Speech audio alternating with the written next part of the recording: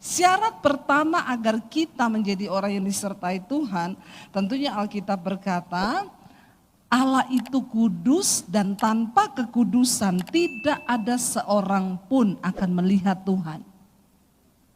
Kalau tanpa kekudusan kita nggak bisa melihat Tuhan, bagaimana kita bisa disertai oleh Tuhan? Kenapa Maria dipilih Tuhan? Yang pertama, karena dia hidup takut akan Tuhan, dan orang yang takut akan Tuhan itu pasti hidupnya kudus. Amin. Ayo kita menjadi orang yang sungguh-sungguh mendapatkan perkenanan Tuhan. Disertai Tuhan. Orang yang takut akan Tuhan itu disertai Tuhan loh Bapak Ibu. Apa yang lebih terutama dalam hidup kita di dunia ini? Saya percaya bukan uang yang sedang kita cari, tetapi penyertaan Tuhan. Karena waktu kita dapatkan penyertaan Tuhan, kita dapatkan segala-galanya. Ada orang komen di status saya, wah ibu lagi di Freeport ya, ibu pasti pulang bawa emas. Orang itu selalu konotasinya Freeport ini pokoknya emas. Saya bilang begini, saya lebih berharga mendapatkan firman Tuhan, janji Tuhan. Kenapa? Karena Alkitab berkata janji Tuhan itu lebih berharga daripada emas tua. Amin. Kalau engkau cuma dapat emas, belum tentu kau dapat perkenanan Tuhan. Tapi kalau engkau takut Tuhan, engkau dapat penyertaan Tuhan. Dan wow, Yesus datang ke dalam dunia memang untuk menyertai setiap kita. Yang sungguh-sungguh mengasihi dia, yang terpanggil sesuai dengan rencana Tuhan. Waktu kita dapatkan penyertaan Tuhan Bapak Ibu, kita nggak perlu takut apapun. Termasuk kematian. Karena orang yang disertai Tuhan, kematian menjadi sebuah keuntungan bagi orang-orang yang disertai Tuhan. Amin. Orang yang tidak disertai Tuhan hidupnya penuh ketakutan, penuh kekhawatiran. Ya, jadi jangan mau dikuasai ketakutan. Tapi kejarlah hidup dalam kekudusan, kejarlah takut akan Tuhan, supaya hidup kita ini disertai Tuhan. Karena tanpa penyertaan Tuhan, kau susah. Saya sudah banyak ketemu orang kaya-kaya saudara di Jakarta, bukan cuma kaya raya ya. Saking kayanya, tapi penuh ketakutan, takut mati, takut miskin. Saya kemarin waktu dari Jakarta ke sini ngobrol-ngobrol sama Ibu Ice di pesawat. Saya tanya-tanya, naik pesawat Airbus ini enggak bayar ya Bu? Buat orang Freeport enggak bayar toh? Bayar atau bayar? Hah? Bayar juga toh? Oh berarti saya yang gratis ya? Bayar juga ya. Saya juga banyak cerita dengar tentang fasilitas yang didapatkan di sini ya, Bapak Ibu. Pokoknya kalau ke rumah sakit itu gratis toh, nggak bayar toh. Tadi saya juga ikut makan di mes, ya makanannya enak loh. Dapat fasilitas. Lalu saya sama suami ngobrol-ngobrol di pesawat. Suami saya bilang sama suami saya, enak ya orang kerja di Freeport itu ya. Fasilitasnya luar biasa loh. Lalu kata suami saya gini, lebih enak kita dapat fasilitas surga karena penyertaan Tuhan. Amin. Saya bilang, oh iya kalau itu sudah number one, gak ada lagi yang lain-lain. Bapak Ibu, kalau kita disertai Tuhan, itu hal-hal yang luar biasa kita alami dalam hidup kita. Yang terpenting, yang pertama ada damai sejahtera. Tidak ada ketakutan. Di sini ada yang takut? Semua tidak takut ya? Terlihat dari wajah-wajahnya yang bersuka cita. Ya, jangan biarkan ketakutan itu menyerang kita. Kalau kita hidup dalam ketakutan itu damai sejahtera nggak ada. Nah Tuhan tuh kan datang membawa damai sejahtera. Tapi kalau dikit-dikit takut, dikit-dikit ya. Di Jakarta saudara saya ketemu orang kaya, dia cerita. Dia itu beli panci untuk masak, ratusan juta. Panci buat masak, saya bilang kenapa Bu? Ini sehat sekali Bu, kalau kita pakai panci-panci biasa itu bisa kena kanker, bisa kena ini. Saya beli ini tuh, itu panci sehat banget. Saya bilang harganya itu sampai 200 juta begitu Ibu, iya. Saya bilang saya mau sih beli itu kalau saya masukin ayam terus tiba-tiba jadi opor. Toh? Ya ibu-ibu ya, biar 200 juta kita beli ya, lumayan buka warung toh. Tapi enggak, katanya itu ada apanya. Dia bukan cuma beli itu, dia beli selimut yang ada magnetiknya. Katanya untuk membunuh radikal bebas, sel-sel kanker. Dia tidur pakai bantal magnetik. Sendalnya sendal magnetik. Pokoknya kalau dihitung semua yang dia pakai di rumah itu miliaran Bapak Ibu. Karena orang kaya mah bebas toh. Orang duitnya gak tahu mau buat apa. Saya tanya Bu, kalau ibu takut, lalu ibu tidur di bantal itu, ketakutannya hilang? Enggak Bu. Oh saya pikir hilang. Saya tanya kalau ibu pakai sandal itu rasanya gimana? Ya enggak ada rasa sih, tapi dia bisa mematikan sel-sel kanker apa segala macam. Saya pikir orang tuh makin kaya makin dibodoh-bodohi gampang ya. Tapi kalau kita mau selidiki sebenarnya cuma karena apa? Satu, dia takut kena penyakit, takut mati. Satu saat suaminya ditipu, Bapak Ibu diajak temannya kerja sama. Uangnya dia bawa lari saudara, 20 miliar. Lalu ibu ini stres karena uangnya dibawa lari. Saya tanya, ibu masih punya uang enggak? Ya masih ada sih Bu, masih sekitar 40 miliar. Dibawa lari 20 miliar, masih ada 40 miliar. Dan dia gak punya anak saudara. Berarti dia hidup 40 miliar itu cukup gak sampai tua? Cukup kan kalau kita pikir secara nalar kan. Ada di sini yang punya uang 40 M? Tolong angkat tangan. Saya panggil ke depan jadi contoh ya. Nggak ada ya? Oh puji Tuhan ya. Berarti gak takut. Karena konon katanya orang makin banyak yang dimiliki itu makin takut. Lalu ketika suaminya ditipu, uangnya dibawa lari, saya sudah bilang, ibu coba syukuri yang kau punya. Punyamu masih 40 loh. Dibawa lari orang 20. Masih ada 40. Syukuri. Ya mungkin juga dibawa lari orang karena kurang menabur.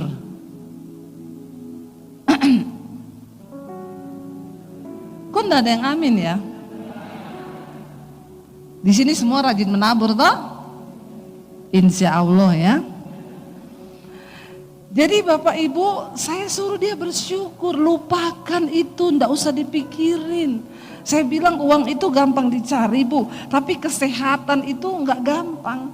Tapi mungkin karena dia pikir dia sudah makan pakai panci, itu anti kanker, dia sudah tidur pakai bantal magnetik, itu kali dia pikir. Ternyata pakai bantal magnetik juga tidak bisa menghilangkan memori kekecewaan di mana uangnya itu dibawa lari. Makanya saya tanya dia, kalau itu bantal bisa menghilangkan pikiran kekecewaan, saya beli juga walaupun 100 juta, kendati saya cicil. Kalau bisa menghilangkan memori-memori yang jelek, ya tuh lumayan toh. Tapi ternyata kagak. Akhirnya karena dia lupa bersyukur, dia ingat terus Bapak Ibu apa yang terjadi. Dalam waktu singkat hanya sekitar 6 bulan tiba-tiba terdeteksi dia kena kanker. Dan dalam waktu cepat dia akhirnya dipanggil Tuhan. Coba saudara, orang yang hidup tanpa penyertaan Tuhan. Ya. Saya juga pernah mengalami, saya ditipu, uang saya dibawa lari 300 juta. sama anak Tuhan, pelayan Tuhan lagi. Ya. Kalau dia bukan anak Tuhan, orang lain yang tidak mengenal Tuhan Yesus, gampang kita ampuni.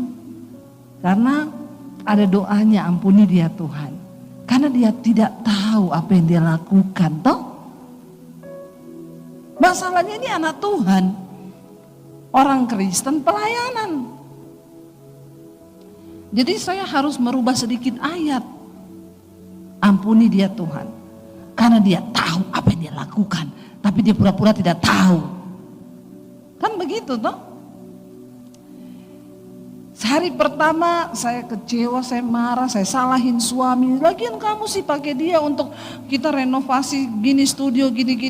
Gini kamu percaya dia gini. Ketika saudara kita ini nggak takut Tuhan, kita marah saling menyalahkan, akhirnya nggak ada damai sejahtera, nggak ada sukacita. Ingat loh, Tuhan Yesus datang ke dalam dunia ini membawa kerajaan Allah. Tuhan mau kerajaan Allah itu datang ke hidup kita. Jangan tunggu kita mati dulu baru kita mengalami kerajaan Allah. Roma 14 ayat 17 berkata, sebab kerajaan Allah bukan soal makanan, minuman, pakaian, tapi soal kebenaran, damai, sejahtera, dan sukacita oleh Roh Kudus. Jadi orang yang menerima Yesus menerima kerajaan Allah. Artinya menerima apa? Kebenaran, damai sejahtera, dan sukacita. Nah, orang yang hidup dalam 3 hal ini berarti engkau ada penyertaan Tuhan. Nah, harusnya ketika kita ditipu, kita dibohongi, ya kalau saudara ditipu begitu marah enggak saudara? Marah, kecewa enggak? Kecewa. Tapi dalam penyertaan Tuhan enggak boleh lama-lama. Amin. Natal itu apa? Peristiwa Kristus datang membawa kerajaan Allah di hidup kita. Saya berdoa, Tuhan, saya juga enggak mau kayak gini terus setiap hari marah-marah, saya enggak bisa berdoa. Saya begini. Lalu Tuhan itu cuma jawab gini. Lah kamu itu kalau orang datang konseling, curhat sama kamu, dia ditipu, apa nasihat kamu sama orang? Saya ingat dulu saya kasih nasihat ibu itu. Saya bilang, Bu, lupakan saja Bu. Karena uang gampang dicari.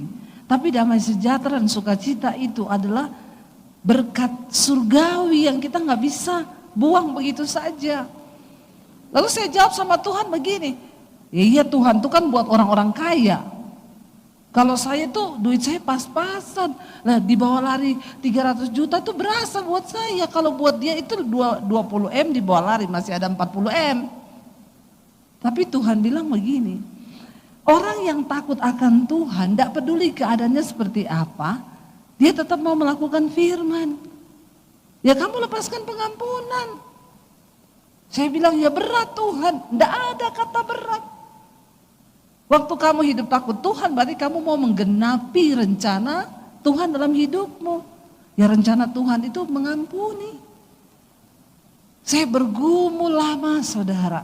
Tapi akhirnya saya mulai berdoa, Tuhan saya gak mau kehilangan damai sejahtera, sukacita dan kebenaran. Saya lepaskan pengampunan. Lalu Tuhan bilang begini, kamu chatting orang itu. Kasih tahu kalau kamu sudah melepaskan pengampunan. Ya jangan Tuhan, siapa tahu kan dia masih mau ganti uangnya. Tuhan bilang gak bisa begitu, kamu chatting, artinya saya chatting.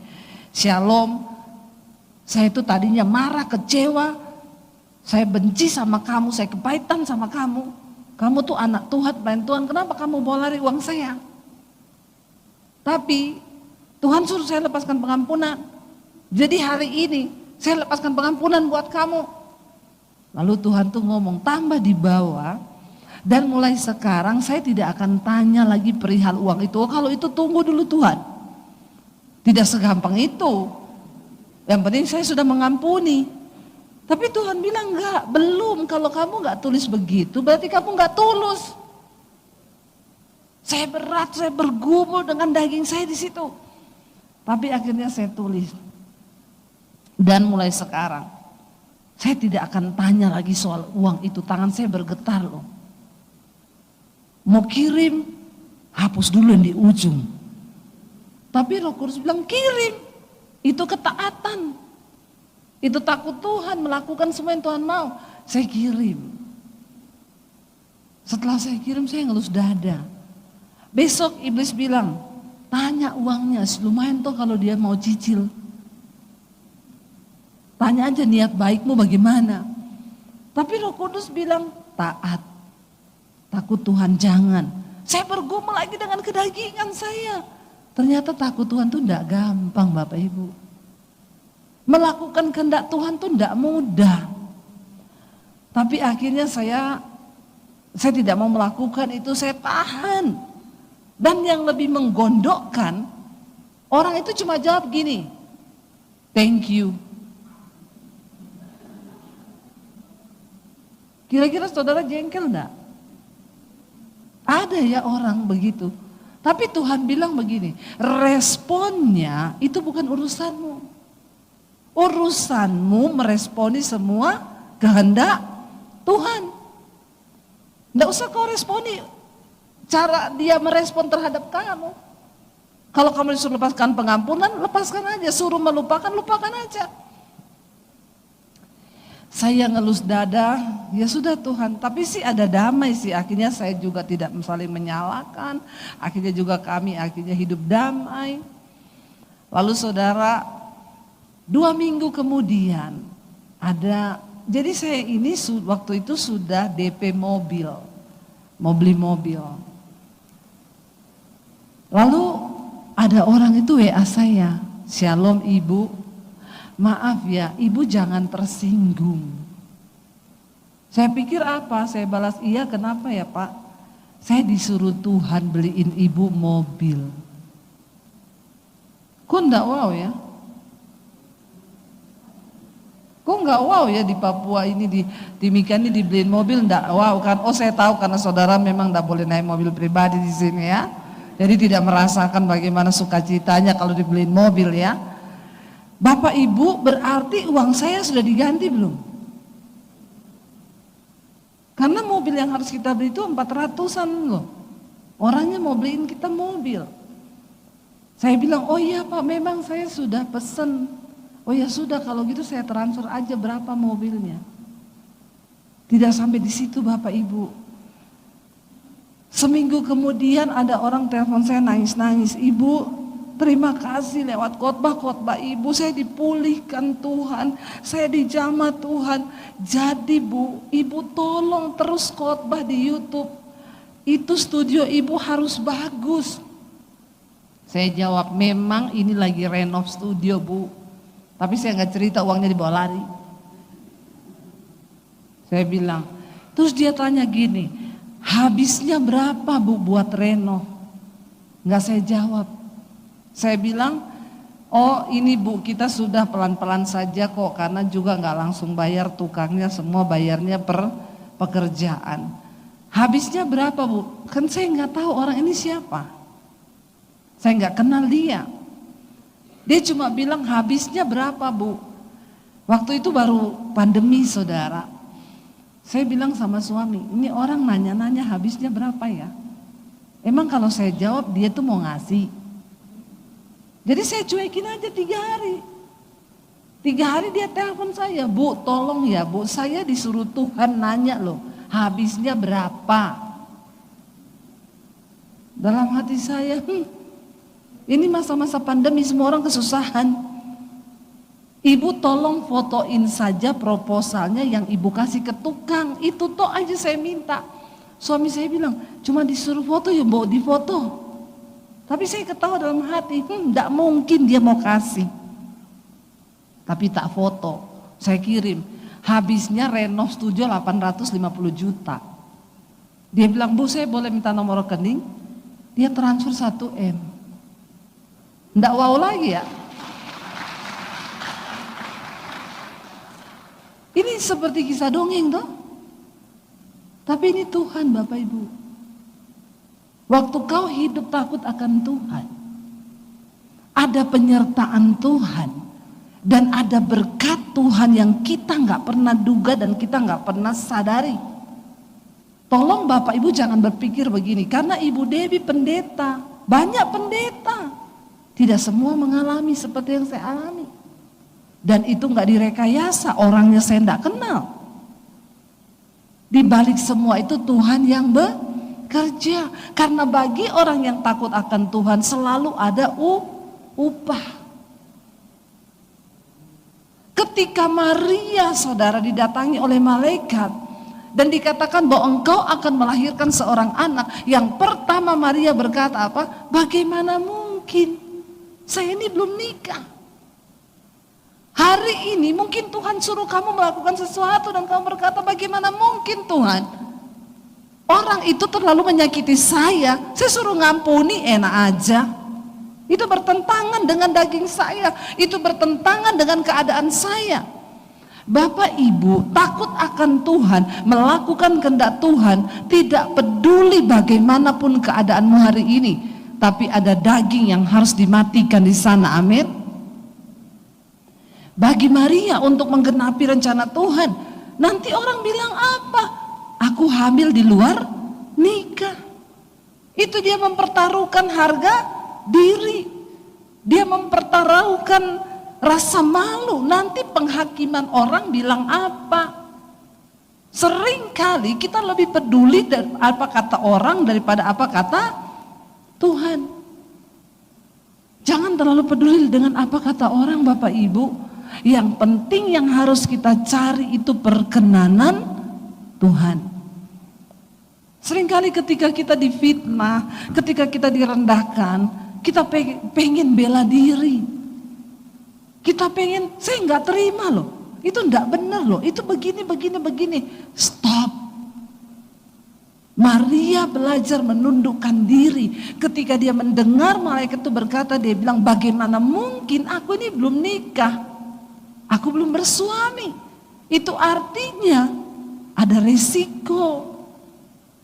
Waktu kita taat sama Tuhan, sepertinya memang ada risiko untuk mengikut Tuhan Bapak Ibu.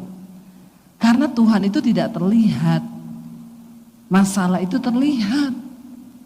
Tapi seberapa jauh engkau menaruh harapanmu kepada Tuhan dalam ketaatan, maka sejauh itu juga Tuhan bekerja. Kenapa selama ini sering kita tidak melihat mujizat? Karena kita selalu tawar-menawar dengan Tuhan dalam ketaatan. Orang yang takut akan Tuhan, dia taat 100% apapun resikonya. Aku harus taat ikut Tuhan. Hari ini apa yang sedang ada dalam hidupmu? Kita ada di penghujung tahun 2024. Sebentar lagi kita masuk 2025. Apa yang belum beres dari hidup kita yang Tuhan minta hari ini? Mungkin itu kepahitanmu, mungkin itu kekecewaanmu, Tuhan suruh lepaskan. Mungkin itu dosa yang sedang engkau pegang erat hari ini.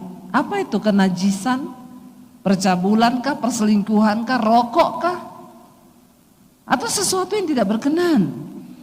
Ayo kita belajar taat. Karena untuk menggenapi rencana Tuhan, dicari orang-orang yang mau taat 100% pada firman Tuhan. Bapak Ibu, kalau Alkitab berkata akan ada perbedaan antara orang yang sungguh-sungguh taat sama Tuhan dan tidak, itu berarti benar-benar akan berbeda enggak? Berbeda. Saya cuma menghimbau kepada kita, mari kita hidup takut akan Tuhan. Ketika Maria berkata bagaimana mungkin itu bisa terjadi? Sekalipun berat, kehendak Tuhan itu yang terbaik bagi hidup kita. Jangan pernah mikir resikonya. Lalu dikatakan di sana, kata malaikat itu kepadanya ayat 30, janganlah takut hai Maria, sebab engkau beroleh kasih karunia di hadapan Allah. Waktu kita hidup dalam perkenanan Tuhan, ada penyertaan Tuhan. Tidak ada yang perlu kita takuti. Siapa di sini yang takut mati? Semua sudah siap mati? Puji Tuhan ya, jemaat di sini luar biasa loh Pak. Yang takut mati berapa banyak? Angkat tangan. Yang sudah siap mati angkat tangan. Enggak ada juga loh. Yang bingung angkat kaki. Ini kayaknya bingung semua ya, Bapak Ibu. Ya, siap atau tidak siap, kalau waktunya datang maka kita harus menghadap. Jadi daripada tidak siap, lebih baik mempersiapkan diri. Enak kalau ketika kita hidup dalam perkenanan Tuhan tuh tidak ada ketakutan. Malaikat tahu ada sesuatu ketakutan dalam hati Maria. Nanti apa cap orang kalau dia hamil di luar nikah. Sekarang banyak anak-anak muda sekarang udah gak takut-takut hamil di luar nikah. Memang sekarang sudah jadi tren itu. Ya, makanya saya bilang, saya khotbah di anak-anak muda di Jakarta. Bedanya anak muda di Jepang sama anak muda di Indonesia itu apa? Di Jepang remaja bikin robot, di Indonesia remaja bikin anak. Ya, itu yang terjadi sekarang. Banyak sekali anak-anak yang sudah hamil di luar nikah. Tapi pada zaman itu adalah aib besar kalau sampai ada orang tuh hamil di luar nikah. Makanya Maria berkata bagaimana itu bisa terjadi. Tapi malaikat tahu ada ketakutan di hatinya. Sampai malaikat itu bilang jangan takut. Bapak Ibu, waktu kita mau sungguh-sungguh ikut Tuhan, jangan banyak pikiran, ketakutan. Ayo, percaya saja sama firman Tuhan. Bahkan ketika ketakutan datang, lawan itu, tolak itu, usir itu. Ketika pandemi terjadi, saya dan suami ada sedikit ketakutan, saudara. Saya dengar tadi cerita, kami waktu pandemi Bu, di sini tuh aman, ya karena semua kebutuhan tercukupi. Bersyukurlah saudara yang ada di Freeport waktu pandemi. Karena saudara dicukupi semuanya, beda sama yang di luar. Ketika pandemi datang, saya dan suami cuma punya uang 10 juta di rekening. Dan waktu itu keadaan anak saya mau kuliah. Ada sedikit ketakutan, kenapa? Karena ketika pandemi datang, saya baru menyadari ternyata kami berdua ini tidak ada gaji tetap. Kami benar-benar hanya ikut Tuhan dan percaya Tuhan dan benar-benar berharap sama Tuhan. Ketika nggak ada pandemi aman aja, kami pelayanan dapat persembahan, kami hidup dari pemberitaan firman. Tapi ketika pandemi selesai, pandemi datang, saya baru merasakan itu dan suami, kita ini nggak ada gaji bulanan ya. Saya mau tanya kira-kira kalau Bapak Ibu ada di posisi saya, pandemi terjadi dan kita ndak ada gaji bulanan, di rekening cuma 10 juta. Bapak Ibu takut ndak? Dan nggak ada yang jamin loh. Di Freeport kan masih ada yang jamin, makan bisa di mes, makan juga diatur, di sini ada gaji tiap bulan. Tapi kami deg-degan seru waktu itu. Tapi disitulah iman harus aktif. Menurut saudara itu mudah nggak dengan uang 10 juta dan di awal pandemi yang kita nggak tahu sampai berapa lama? Keuangan menipis. Saya nggak tahu harus berbuat apa. Tapi Tuhan selalu datang dan berkata, jangan takut. Karena aku menyertai engkau. Natal itu adalah berita tentang penyertaan Tuhan bagi setiap kita yang mau percaya. Saya bilang sama suami, ya memang ini masa sulit ke depan. Tapi satu hal yang Tuhan ingatkan, Tuhan bilang jangan takut. Kita pernah melewati yang lebih buruk dari ini. Dan ketika itu Tuhan bisa menyertai kita, maka hari ini pun Tuhan akan menyertai kita. Saya mulai bilang sama suami, kalau memang kondisi menjadi buruk, pertama kita jual mobil. Saya punya mobil satu waktu itu. Kalau buruk lagi, kita jual rumah di Jakarta, lalu kita pulang ke Solo. Tapi saya bilang, semua biar kehendak Tuhan yang terjadi. Dan kita harus bersyukur hari ini, kenapa? Karena masih ada yang bisa dijual. Rumah, mobil. Saya nggak punya investasi, nggak ada emas batangan. Adanya 80 kilo Mas Daniel. Suami saya ini Mas, wong Jowo asli, jadi Mas. 80 kilo saudara, tapi kan nggak laku dijual. Investasi makin turun bukan makin naik. Karena bukan Mas murni, Mas Daniel. Tapi ini memang koleksi pribadi, jadi tidak dijual, tidak diperjualbelikan untuk koleksi pribadi. Jadi saya bilang kita jual mobil, jual rumah. Tapi jangan pernah batasi Tuhan.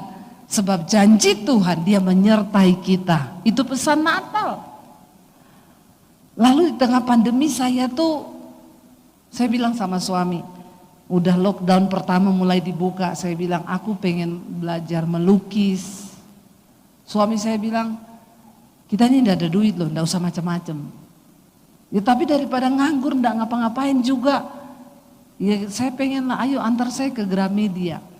Saya beli kanvas Bapak Ibu. Saya tanya sama yang jual, ini kanvas yang paling gede ukurannya berapa? Ukurannya itu ada yang 120 kali 80, ada yang 120 kali 100. Ibu mau yang mana? Yang paling gede 3. Sama tinta saya pilihin. Begitu bayar di kasir jutaan, suami saya bilang gini, tolong berhikmat loh. Kita ini uang tinggal sedikit menipis loh. Kamu itu beli-beli kayak gini buat apa? Saya bilang, please lah, saya juga nggak tahu tapi saya pengen melukis. Kami pulang Bapak Ibu. Sampai di rumah saya melukis, dia lagi edit video. Waktu pertama pandemi itu YouTube saya baru 50.000 subscribe-nya. Belum banyak. Jadi waktu itu juga kami juga belum dapat uang dari YouTube. Ya, waktu itu belum dimonetisasi. Jadi saya bilang ya sudah kita pokoknya jalani hidup ini. Dia ngedit di studio, saya melukis. 2 jam dia keluar, dia lihat lukisan saya. Dia bilang, ini siapa yang lukis? Saya bilang, emang di sini ada siapa? Tapi aku enggak percaya loh, Nek, ini kamu yang lukis. Ya terus emang ada siapa di rumah ini, di kamar ini? Ini saya yang bikin. Enggak mungkin loh, enggak mungkin loh. Ya wis nih, enggak mungkin. Daripada dia enggak percaya, saya foto lukisan saya upload di Instagram. Saya cuma tulis begini, puji Tuhan, lukisan pertama saya jadi. Tiba-tiba ada yang inbox, Bu, boleh enggak saya beli? Saya bilang, ini saya enggak jualan, saya juga baru pertama kali, tapi saya pengen Bu dapat karena saya suka khotbah Ibu. Ya udah terserah, berapa? Terserah. Saya minta nomor rekening ya Bu. Tiba-tiba dia kirim bukti transfer 10 juta. Lukisan pertama saya. Saya panggil suami saya, "Say, lihat Say, lukisanku laku." Opo iya meneh. Memang laki-laki sama perempuan tuh beda. Saya kasih lihat dia bukti transfernya, ini loh. Oh, iya 10 juta. Langsung dia bilang, besok beli kanvas lagi yuk. Puji Tuhan ya Bapak Ibu ya. Laki-laki itu percaya setelah melihat. Saya jadi semangat kan melukis. Saya melukis lagi besok. Ditawar orang lagi di Instagram. Bapak Ibu tahu dalam waktu pandemi selama 2 tahun. Tuhan pelihara kami lewat lukisan. Saya melukis hampir 50 biji. Laku 25 juta, 30 juta, 35 juta, 40 juta, 45 juta, 50 juta, 60 juta. Yang paling tinggi lukisan saya dibeli orang 75 juta. Ini saudara lihat ya, Tuhan tuh kalau mau bekerja, Saya cuma tinggal, hah? Saya cuma, sampai waktu itu saya ingat anak saya bilang, Mam aku kuliah loh. Dek, enggak usah ngomong-ngomong kuliah. Kita ini bisa makan aja udah puji Tuhan. Ini juga orang sudah pada mati semua. Mending kita persiapkan diri mati aja, enggak usah mikir kuliah. Dan saya bilang kuliah sama tidak kuliah itu enggak menentukan masuk surga. Anak saya gini, Mami ini loh, memang karena saya stres, bayar pakai apa? Saya tanya dia berapa bayar pendaftarannya? 70 juta. Aduh dek, uang dari mana? Tapi saya bilang gini, tapi kamu berdoa, kalau Tuhan berkehendak, enggak ada yang mustahil. Nah waktu itu lockdown baru dibuka, yang kedua tuh kayaknya lukisan keempat saya itu. Saya ditelepon, Ibu, ini kantor kami sudah buka, tidak ada pendeta yang mau datang. Karena semua takut COVID. Ibu mau datang gak?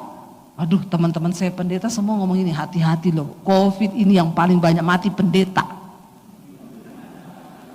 Saya shock juga Bapak Ibu. Karena memang di Facebook dikit-dikit rip pendeta, aduh. Saya tuh bilang sama dia gini, saya berdoa dulu ya. Itu kan alasan paling ampuh dari seorang hamba Tuhan toh, untuk menolak. Saya berdoa dulu ya.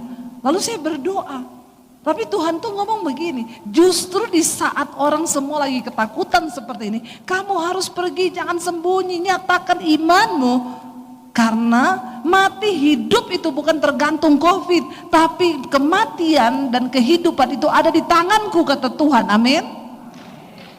Bukan karena COVID. Saya pergi Bapak Ibu, saya bilang oke, besok saya datang khotbah. Tuhan tuh ngomong gini, itu orang-orang dunia, bukan hamba Tuhan. Mereka aja datang loh masuk kerja demi sesuap nasi. Masa kamu hamba Tuhan di tengah keadaan begini malah bersembunyi? Iya ya Tuhan, malu ya kita. Saya datang. Selesai khotbah, saya diajak makan sama bosnya. Lalu sekretarisnya bilang gini, Pak, Ibu Debbie ini melukis loh. Saya lihat lukisan di kantor itu bagus-bagus sekali Bapak Ibu. Oh iya? Iya. Lalu dia buka Instagram saya, Bu, ini kayaknya lukisan terakhir Ibu ya. Iya, itu lukisan yang keempat. Bosnya bilang, bagus, itu artinya apa? Saya gambar pohon, di bawah ada bayangan air. Saya bilang itu artinya gini Pak, sebagus apapun hidup kita di atas, selalu ada bayangan masa lalu yang kelam. Dan disitulah Tuhan turut bekerja. Oh saya mau Bu, kalau saya beli lukisannya gimana? Ya terserah, tapi saya rapiin dulu, oke. Berapa hari kemudian saya jawab, Pak sudah saya rapiin, kalau mau diambil sopir boleh. Oke Bu, saya ambil nanti malam sopir saya. Minta nomor rekening, saya kasih Bapak Ibu. Dia kirim bukti transfer berapa? 70 juta. Jangan tepuk tangan dulu. Saya balas Bapak itu, Pak, kayaknya Bapak salah transfer. Kayaknya kelebihan 01 Pak. Coba Bapak cek lagi. Ini bukan 7 juta Pak, 70 juta loh. Iya Bu Debbie, bener, memang Tuhan taruh itu di hati saya. Saya panggil anak saya, berarti kau kayaknya bisa kuliah ini nak. Akhirnya anak saya kuliah, kemarin sudah wisuda selesai. Semua karena penyertaan Tuhan. Saudara coba, dan saya itu tidak pernah melukis. Dari SD itu saya kalau melukis cuma gambar gunung 2, jalan di tengah, sawah di pinggir, matahari di tengah. Itu juga ilmu yang semua saudara pelajari kan di SD. Semua guru itu sudah di training ngajarkan lukisan begitu. Tapi tiba-tiba di tengah pandemi Tuhan itu, jadi saya melihat, ayo, makanya ketika Maria takut, malaikat tuh tahu, dia bilang jangan takut. Bilang kanan kirimu, apa yang kau takutkan sekarang? Jangan takut, Tuhan beserta dengan kau. Amin. Jangan takut. Ya, ayo buang ketakutan itu, sebab ketakutan adalah tanda kita ini kurang percaya kepada Tuhan. Tapi waktu kita percaya sama Tuhan, semua ketakutan itu hilang Bapak Ibu. Ya, bahkan kematian sekalipun. Saya ini kan terbang kemana-mana, selalu tiap hari itu pulang di Jakarta cuman ganti koper. Kadang ketika badai, satu kali pergumulan berat ketika kami pelayanan di Amerika itu dari Aspen, kami ke pegunungan Aspen, Colorado, harus balik terbang ke Philadelphia waktu itu. 4.000 penerbangan hari itu di Amerika semua cancel karena badai. Badai salju juga badai di mana-mana. Saya harus terbang malam itu karena besok saya harus pelayanan Natal di Philadelphia. Saya melihat semua pesawat itu saudara, sudah cancel, semua cancel. Itu saya sudah beli tiket baru. Dan waktu itu mahal sekali tiketnya, tapi harus karena kami harus pulang. Kami sekeluarga waktu itu berlima. Saya lihat semua penerbangan satu-satu cancel. Lihat di berita 4.000 penerbangan di Amerika hari itu cancel semua. Lalu saya cuma berpikir begini, suami saya bilang, semoga pesawat kita itu loh tidak cancel. Karena mata kami tertuju di pengumuman terus. Tiba-tiba ting cancel yang ke sini, ting cancel yang ke sini, ting ini memang badainya serius. Karena waktu itu ada yang mati. Kita turun dari Aspen waktu itu Bapak Ibu, naik 2,5 jam, pulang jadi 12 jam karena terkurung di tengah badai salju. Saya bilang Tuhan, saya pengen lihat salju tapi saya enggak pengen lihat badainya. Kenapa kau kasih badai? Tahu itu mobil itu salju di atasnya mobil di pinggir-pinggir. Semua kaca udah beku. Akhirnya kami bisa tembus, besoknya saya lihat berita 6 orang mati di jalan yang kami lewati itu. Karena terkurung di badai salju, habis bensin Bapak Ibu, itu gak bisa turun, beku di jalan kita. Nah waktu dari situ besoknya kami harus terbang. Suami saya bilang mudah-mudahan gak cancel pesawat kita. Tapi ketakutan muncul di hati saya, kalau sudah 4.000 penerbangan cancel, berarti kan sangat beresiko kalau kita terbang. Itu kan berarti ini ngeyel penerbangannya, pilotnya pun ngeyel. Tapi ya sudahlah saya pasrah. Dan benar pesawat kita diumumin ting terbang. Para penumpang dipersilakan masuk, yang lain ini sudah pada pulang yang penerbangan lain. Saya bilang Tuhan, tapi untung kami sekeluarga, jadi kalau ada apa-apa sudah bareng-bareng ke surga kita ini. Ya. Tapi disitulah diperlukan rasa aman waktu ada Tuhan beserta. Saya cuma bilang begini, aku percaya Engkau beserta kami Tuhan. Kalau sudah waktunya mati, ya memang kita gak bisa menghindar. Tapi kalau belum waktunya mati, Tuhan beri saya rasa aman. Sepanjang penerbangan itu kita nyanyi-nyanyi memang wah iya ada badai goncangan. Tapi puji Tuhan akhirnya kita mendarat dengan selamat. Saya ini terbang kemana-mana kalau udah di tengah badai, apa yang saya lakukan? Saya nyanyi menyembah Tuhan. Ketakutan itu hilang. Kita punya ketakutan berbeda-beda hari ini.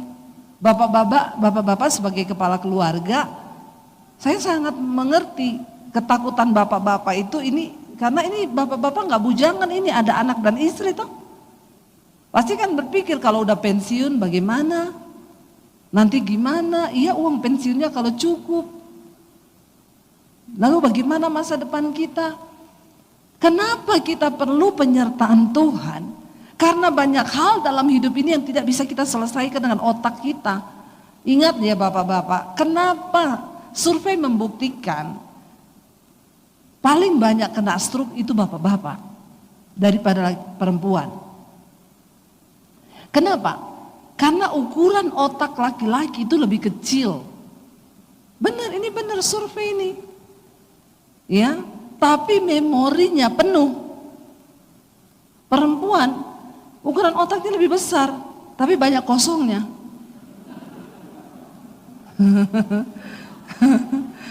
Jarang dipakai soalnya. Lo bedanya apa? Perempuan itu dia kalau takut, khawatir, banyak pelampiasannya dia. Ya enggak ibu-ibu? Dia curhat sama temennya cuma halo say, mau curhat nih, temennya balas iya Cin. Dia ketik di situ panjang lebar. Sebenarnya temannya juga enggak baca karena udah malas tiap hari dia itu curhat. Tapi temannya cuma balas gini, berdoa ya say. Dia udah belum. Karena waktu dia curhat itu tahu nggak kamu gini. Dia sudah melampiaskan emosinya. Beda sama bapak-bapak kan nggak mungkin, halo say. Ih, cucok deh. Kalau ada bapak-bapak yang curhat begitu bahaya ini ya. Saya yakin tuh tulang lunak. Di sini enggak ada tulang lunak toh. Makanya bapak-bapak, enggak usah semua kau pikir. Ingat loh, otakmu itu kecil ukurannya. Jangan semua kau tampung di sini dengan ketakutan. Ada orang bilang begini, kenapa laki-laki itu rambutnya lebih cepat rontok? Laki-laki itu kalau botaknya di depan itu dia pinter. Maaf ya, kalau botaknya di belakang itu banyak berpikir. Kalau botak semua dia pikir dia pinter.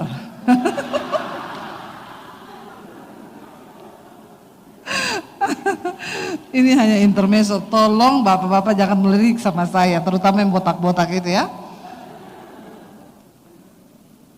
Jadi jangan semua kau pikir, karena otak kita ini terbatas. Ya, ada banyak hal yang ada loh bapak-bapak. Bu, ibu mau beli rumah saya enggak? Kenapa bapak mau jual rumah? Anak saya mau kuliah kapan? 10 tahun lagi. Astagfirullah pak, masih 10 tahun, enggak usah dipikir dulu. Ya, makanya bapak-bapak kalau khawatir cari Tuhan. Duduk di kaki Tuhan. Ada begitu banyak perkara yang tidak bisa masuk akal yang Tuhan sediakan bagi orang-orang yang hidup takut akan Dia. Katakan, amin. Jangan kau pikir sendiri. Ya, jebol nanti memori cardmu itu. Ya, apalagi cuma berapa itu memory card yang kecil itu paling kecil berapa? Ya, yang 1 tera aja bisa penuh, apalagi yang cuma berapa giga itu sudahlah. Belajarlah berserah sama Tuhan. Ya, seperti Maria dia berkata apa saudara? Pada waktu itu Maria juga berkata bagaimana hal itu mungkin terjadi? Mungkin di benak kita berkata, ya nggak mungkin lah masa depanku begini, nggak mungkin lah bisa tertolong, nggak mungkin lah, nggak mungkin. Mari belajar daripada engkau susah, khawatir dengan dirimu. Kenapa kau nggak belajar percaya sama Tuhan aja? Saya ingat satu pelajaran berharga waktu COVID. Ya tadi saya bersaksi juga sama Bapak Gembala. COVID itu virus yang tidak terlihat. Tapi kita begitu roh ketakutan sebenarnya di COVID kemarin itu banyak orang mati bukan karena virus itu tapi karena ketakutan.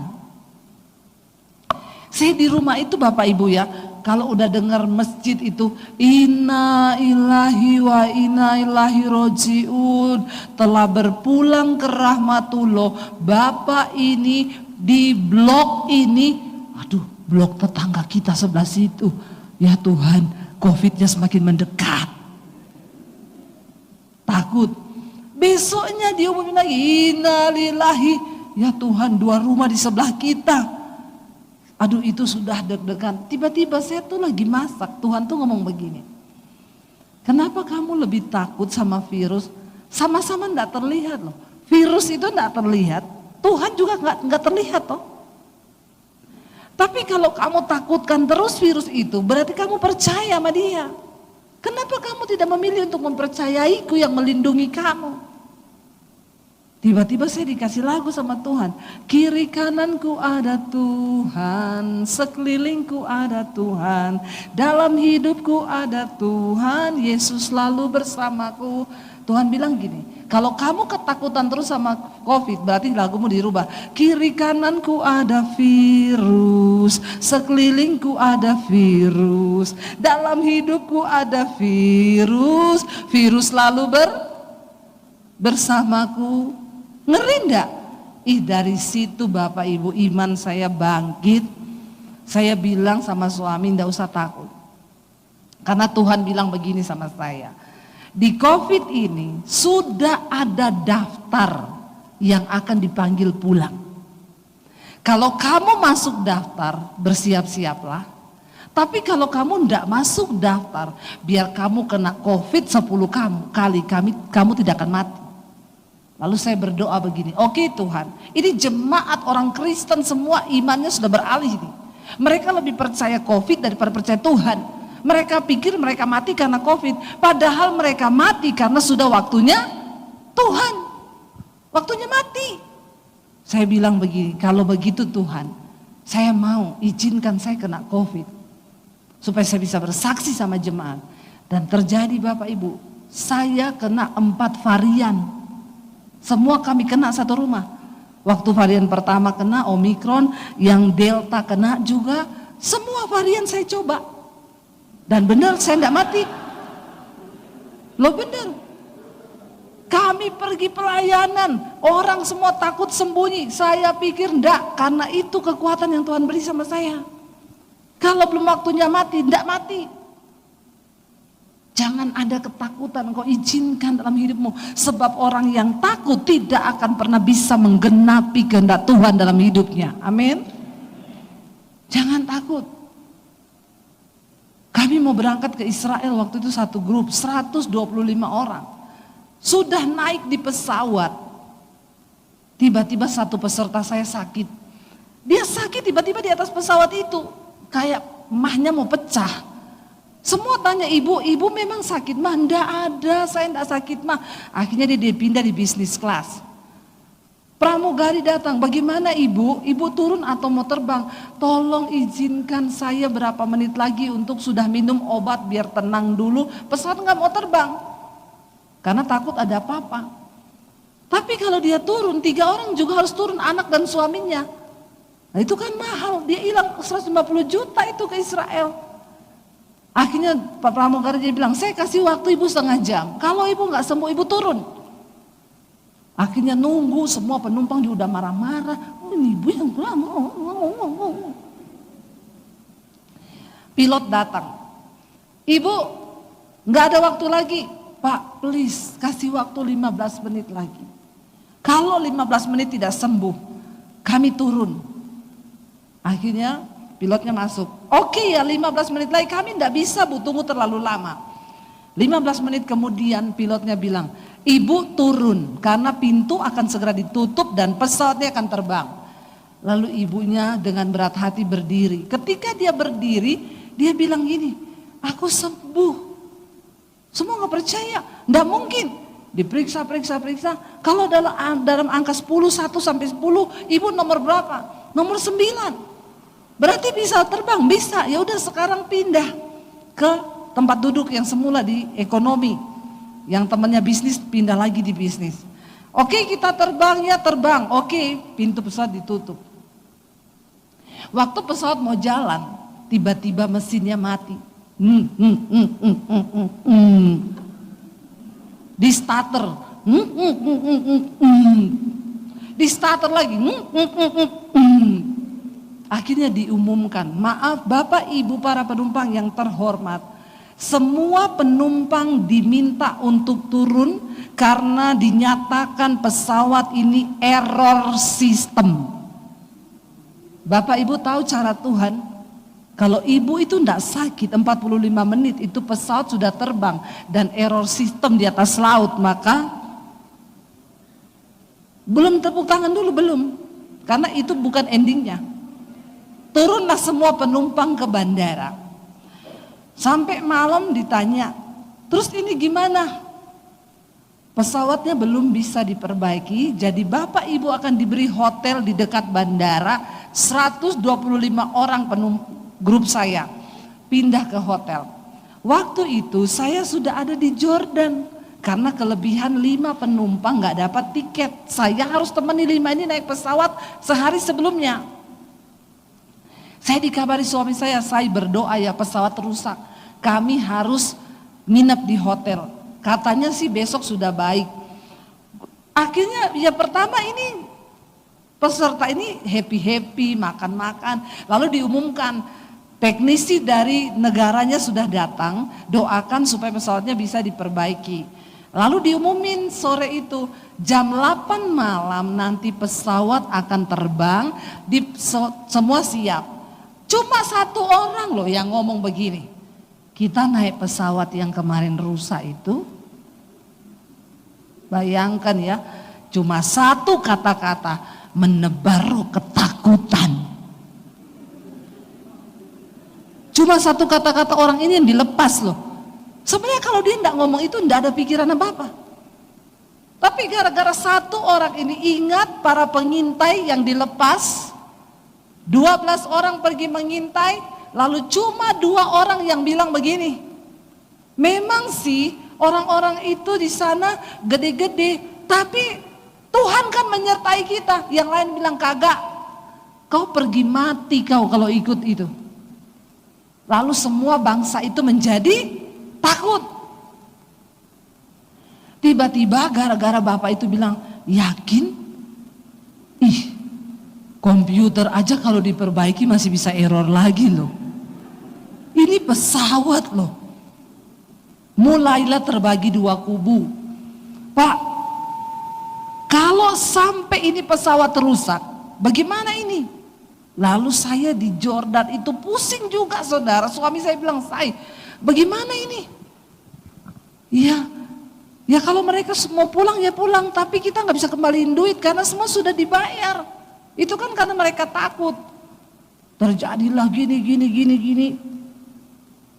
Lalu saudara, saya ditelepon peserta. "Bu, saya mau bicara sama ibu." "Iya." "Ibu yakin kami berangkat dengan pesawat yang rusak ini? Kalau terjadi apa-apa kami mati, siapa yang tanggung jawab?" Saya jawab, "Tuhan." "Enak aja lu minta tanggung jawab sama saya."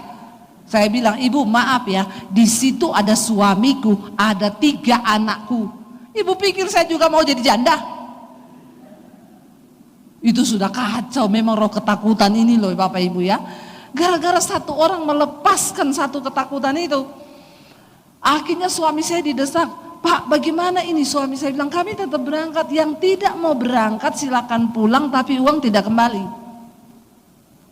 Akhirnya satu-satu datang. Ada yang menghadap suami saya, "Pak Daniel, ibu yang tadi sakit minta pulang. Waktu sakit suruh pulang tidak mau.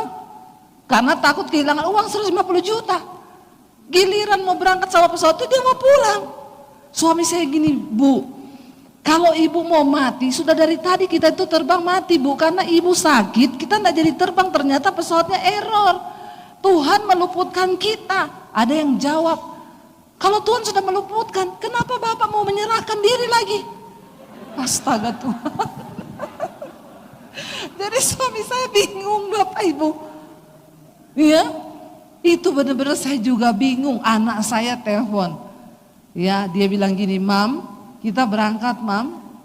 Saya bilang gini, "Ya kalau kamu enggak mau kamu pulang aja deh, Mami juga gak bisa paksa." Terus anak saya bilang, "Masa Papi mati sendiri?" Coba saudara, memang itu ketakutan ya. Tapi akhirnya mereka itu datang satu-satu, jadi yang pulang hanya 6 orang. Dan ibu yang sakit itu suaminya datang sama suami saya, dia bilang, "Pak Daniel doakan saya Pak. Saya ini mau pulang tapi tolong Bapak doakan." Suami saya doakan, dia bilang waktu suami saya doakan dia tiba-tiba kayak ada yang dicabut dari dalam dirinya. Lalu dia bilang, "Oke Pak, saya berangkat." Lalu mereka berangkat. Di pesawat Bapak Ibu dicoba kan, pesawatnya itu dipakai muter-muter dulu di bandara. Lama muter-muter, semua hening dan penuh dengan ketakutan. Ada satu bapak bilang sama istrinya, mereka telepon anaknya, "Nak, PIN ATM-nya Papa, catat ya, itu gini. Sudah dikasih pesan-pesan.